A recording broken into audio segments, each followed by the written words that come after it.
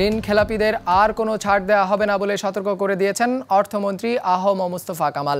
এক্ষেত্রে সাহায্যকারীদের বিরুদ্ধেও কঠোর ব্যবস্থা নেওয়ার হুঁশিয়ারি দেন তিনি। একই সাথে ঋণ বিতরণে স্বচ্ছতা আনতে ব্যাংকগুলোতে আলাদা নিরীক্ষা পরিচালনা করা হবে বলেও জানান অর্থমন্ত্রী। বুধবার রূপালী ব্যাংকের বার্ষিক সম্মেলনে এসব কথা বলেন তিনি। দেশের আর্থিক খাতের সবচেয়ে বড় দুশ্চিন্তার নাম খেলাপি ঋণ, যা বাড়ছে প্রতিদিন। 2018 সালের সেপ্টেম্বর পর্যন্ত ব্যাংকগুলো যত ঋণ বিতরণ করেছে তার 11.5 অনাদায়ী হয়ে পড়েছে। টাকার অঙ্কে যা 1 লাখ কোটি প্রায়। এর মধ্যে 43 ভাগই সরকারি 8 ব্যাংকে, বাকিটা বেসরকারি ব্যাংকগুলোতে। ব্যাংকিং খাতের এমন অনিয়ম বন্ধের প্রতিশ্রুতি দিয়েছিলেন নতুন অর্থমন্ত্রী দায়িত্ব নেয়ার পরপরই। এবার ঘোষণা দিলেন কঠোর ব্যবস্থা নেয়ার। খেলাপি ঋণটা যদি বাড়ে, it is a crime not for only for you, it is a crime for the country as a whole. যারা ঋণ নিয়েছে না শোধ করার জন্য, তাদের উদ্দেশ্য ছিল তারা শোধ করবে না, এদের জন্য কোনো রকম ছাড় নাই। অসাধু ব্যবসায়ী সাবধান, সাবধান এবং সাবধান। এখন তাদের ক্ষেত্রে শুধু অসাধু ব্যবসায়ী না, আমরা আরও একটু গভীরে যাব। এই অসাধু ব্যবসায়ীদেরকে আমরা কারা সাহায্য করছি তাদের বিরুদ্ধে ব্যবস্থা নেওয়া হবে।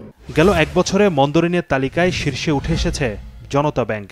নভেম্বর পর্যন্ত ব্যাংকটির খেলাপি ঋণের পরিমাণ 15,000 কোটি টাকা ছাড়িয়েছে। এরপর আছে সোনালী, বেসিক ও অগ্রণী ব্যাংক। তালিকার 5-এ থাকা রূপালীর অঙ্কটাও কম নয়, 4,855 কোটি টাকা।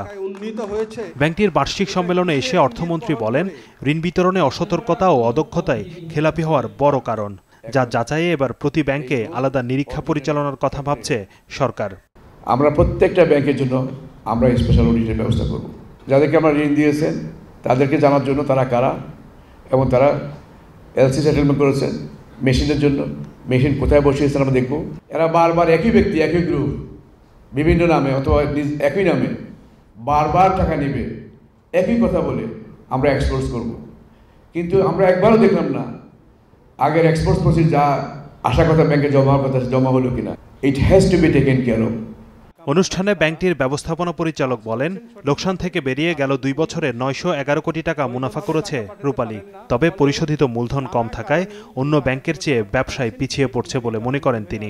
নতুন ব্যাংক করতে যেখানে 400 কোটি টাকা দরকার, এই 46 বছরে আমার ব্যাংকের ক্যাপিটাল মাত্র 372 কোটি টাকা। যখনই কোনো একটা ভালো ব্যবসার জন্য আন্তর্জাতিক পর্যায়ে আমরা যাই, তখনই আমাদের ক্যাপিটাল বেস দেখে তারা বলে যে না, এত ক্ষুদ্র ক্যাপিটাল, এত কম ক্যাপিটালে এই ব্যাংকের সঙ্গে ব্যবসা করা কঠিন এবং অনেক সময় আমাদেরকে হতাশ হতে হয়। রেমিটেন্স বাড়াতে সৌদি আরব সহ কয়েকটি ব্যাংকে শাখা স্থাপনের অনুমতি চেয়েছে রাষ্ট্রায়ত্ত এই bank. Shahadat Hossain, business report, মাছরাঙা টেলিভিশন।